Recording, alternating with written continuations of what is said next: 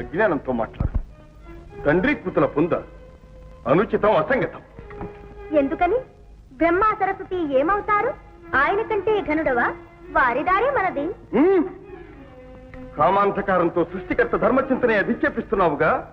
నీ పాపానికి పరిమితి లేదు. నీ ముఖం చూడరాదు. వెళ్ళు. మూర్ఖుడా! మగవాడవని మనసిచ్చాను, సరసుడవని సమీపించాను. వలసి వచ్చిన వనిదని ఏలుకోలేని నీవు ఒక మగవాడవేనా? నీ మగదనం మాయమై మానిని మనుల నడుమ లజ్జా విహీనుడు విచరించు.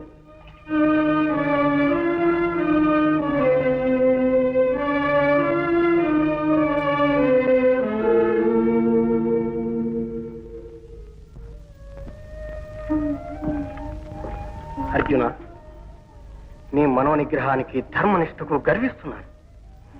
ఈ దైవఘటన నీ మేలుకి. రానున్న అజ్ఞాతవాస కాలంలో ఈ శాపం నీకు వరంగా పరిణమిస్తుంది.